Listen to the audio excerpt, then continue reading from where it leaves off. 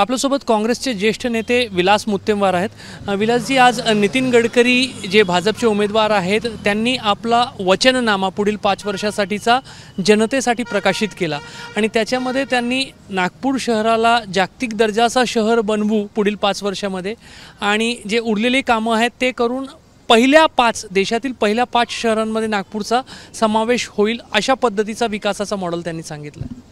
नाही, मग 10 वर्ष काय केलं त्यांनी? मग 10 वर्षामध्ये जो शहर सत्यानाश केलं त्याचं तो कोणतं मॉडेल आहे?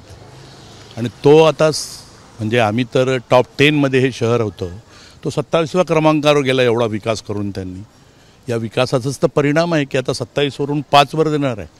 तर लोकांना आता हा विकास पसंत न झाल्यामुळे आता ते निवडून येतील तर तरचा प्रश्न आहे ना। हा लोकांना हा विकास पसंत नाही आलेला आहे की गावामध्ये नाव चालल्या, लोकांच्या घरामध्ये एवढा दिवस पाणी राहिलं, सिमेंटचे असे रस्ते केले, त्याच्यामध्ये भ्रष्टाचार झाल्याचे आरोप आहे।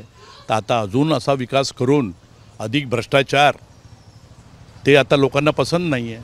आणि काल तर CAGच्या रिपोर्टमध्ये आज सर्व वर्तमानपत्रामध्ये आहे, अनेक चॅनल्सनी दाखवलं आहे की बा यांनी मंत्रालयाचा जो कारभार केला, अव्वाच्या सव्वा त्या रस्त्यांवर खर्च झाले। ज्या ठिकाणी यांना रस्ते बनवायची गरज नव्हती त्या ठिकाणी असे रस्ते बनवले। 18 कोटीचा रस्ता त्याला 250 कोटी लावले। ते सर्व जनतेचे प्रश्न आहे, जनतेचे पैसे आहे ना। तर तुम्ही जनतेच्या पैशाची अशा रीतीनं उधळपट्टी कराल तर ते जनता कशी काय सहन करणार आहे? जनता या देशाची मालक आहे आणि तुम्हाला हा अधिकार कोणी दिला की तुम्ही वाटेल तशा आपल्या पद्धतीने काम कराल आणि लोक तुम्हाला निवडून देत राहील? तर लोक आता निवडून देणार नाही तुम्हाला।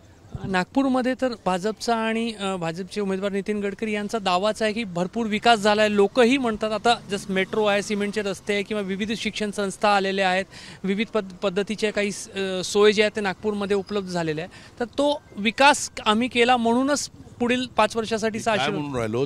तुमची विकासाची व्याख्या वेगळी आहे। तुम्ही जे शिक्षण संस्था सांगता तर ते आपल्या चेल्या चपाट्यांसाठी तुम्ही केलेलं आहे। म्हणजे कॉर्पोरेशन डबघाईला आलेली आहे आणि त्या कॉर्पोरेशनची जमीन तुम्ही आपल्या लहरीसाठी अशा संस्थांना द्यायचं ज्यांच्यापाशी वाटेल तेवढी संपत्ती आहे। त्या संस्था जर इथे आणायचं असेल तर त्यांना जमीन फुकटच दिली पाहिजे, हे काही बरोबर नाही आहे। आणि द्यायची असेल तर काही तर पैसे घ्या तुम्ही त्यांच्यापासून रिझनेबल। ते नाही केलं तुम्ही त्यांना। कॉर्पोरेशनची जमीन आपल्या मताने तुम्ही त्यांना देऊन राहिलेले आहे। दुसरी गोष्ट, आता परवा त्या नरसी मुंजी या संस्थेला त्यांनी तिथली 18 एकर 18.5 हेक्टर एवढी जमीन वाटवड्याची दिली, 1 रुपया स्क्वेअर फीटनी। त्या जमिनीचा भाव 3000 रुपये स्क्वेअर फीट आहे। म्हणजे 600-700 कोटी रुपयाची जमीन त्या संस्थेला तुम्ही दिलं। आता मुंबईला जाणारे उच्च शिक्षणासाठी सिम्बोसिसला जाणारे हे गरिबांचे पोर आहेत की श्रीमंतांचे पोर आहे? इथे गरिबांच्या ज्या शाळा होत्या, कॉर्पोरेशनच्या शाळेबद्दल मी त्यांना नंबर 1 ची करील याच्याबद्दल ते बोलतच नाही। मी शिक्षण संस्था आणल्या, अरे पण ज्या शिक्षण संस्था उच्चभ्रू लोकांना जे शिक्षण पाहिजे, ज्यांना मुंबईला जावं लागत होतं, पुण्याला जावं लागत होतं, त्यांच्यासाठी तुम्ही आधार दिलेला आहे। त्यांना तशी गरज नाही, ते तशीही जाणार होते। गरिबांसाठी तुम्ही काय केलं? नागपूरच्या सगळ्या कॉर्पोरेशनच्या शाळा, तिथे आम्ही शिकलो, मला असं वाटतं तोही शिकला गडकरी, पण ते शाळा आता बंद झाल्या। लोक आता त्या शाळेमध्ये आपल्या पोरांना पाठवत नाही। आणि तुम्ही इथलं जे कल्चर बदललं, कॉन्व्हेंटचं कल्चर, अरे कॉन्व्हेंट काढून लोक पैसे कमवून राहिलेले आहेत अव्वाच्या सव्वा। आज ऑटोवाला जरी असेल त्याला असं वाटतं की माझ्या पोराला मी त्या कॉन्व्हेंटमध्ये टाकावं, पण पूर्वी लोक कॉर्पोरेशनच्या शाळेमध्ये आपल्या पोरांना पाठवतात आणि ते फुकटमध्ये शिक्षण होतं। हा जो भृदंड लोकांबरोबर पडलेला आहे, तर ती दृष्टी नाही तुम्हाला फक्त श्रीमंत लोकांचं शिक्षण दिसते। आज त्यांनी एक आरोप असंही एक वक्तव्य केलं की काँग्रेसचे अनेक नेते कामं घेऊन माझ्याकडे येत असतात आणि मी पक्षविरहित पद्धतीने त्यांची कामं करतो। काँग्रेसचा एक नेता तर असा आहे की ज्याला तुरुंगात जाण्यापासून मी वाचवलं, मात्र तोच नेता माझ्या विरोधात प्रचारामध्ये आघाडीवर। नाव त्यांनी कोणाचा घेतला नाही, मात्र काँग्रेसच्या नेत्यांसंदर्भातलं असं वक्तव्य। पहिली गोष्ट तर मी सांगतो की आजपर्यंत कोणतंही काम घेऊन मी त्याच्याकडे आयुष्यात गेलेलं नाही। असेल तर त्यांनी सांगावं, मी राजकारणातून बाहेर चालला जाईल। मी तर नाही गेलो। आता जे लोक जाऊन राहिलेले आहेत ज्याचा तो उद्धार करून राहिलेला आहे, तर हे काही बरोबर नसते। आता मी म्हणालो की आता मी नाव नाही घेत, मी जेव्हा खासदार होतो, मी जेव्हा मंत्री होतो, तर BJPचे लोक माझ्याकडे दिल्लीला आले, माझ्या घरी राहिले काही लोक, आणि त्यांचं काम होत असेल तर मी ते करण्याचा प्रयत्न केला. तर हे तर होत असतं, परंतु यांना असं वाटतं की मी त्यांच्यावर मेहरबानी केली तर हे दुर्दैव आहे. आणि मग तुम्ही लोकांचे जर चुकीचे काम असेल तर ते कशाला केले तुम्ही? जाऊ द्या त्याला जेलमध्ये, जाऊ द्या ना त्याला. ते तुम्ही कशाला एवढी सौजन्य दाखवता? आणि हे उपकाराची भाषा बोलण्याची पद्धत असते. हे पद्धत आहे, आपलं कल्चर आहे असं उपकाराची भाषा बोलण्याचं, की मी त्याच्यावर उपकार केले म्हणून. तुमची गरज होती, तुम्ही उपकार केलं.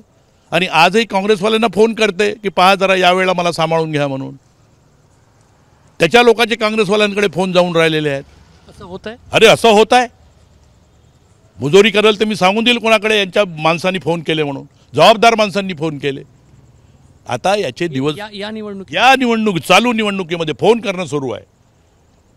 आता याचे दिवस भरलेले आहे. याचा विकास लोकांना आवडलेला नाही. आणि हे जे सर्व हे आभास निर्माण करताना की मी 5 वर्ष नको करू बाबा, आम्हाला नको करू.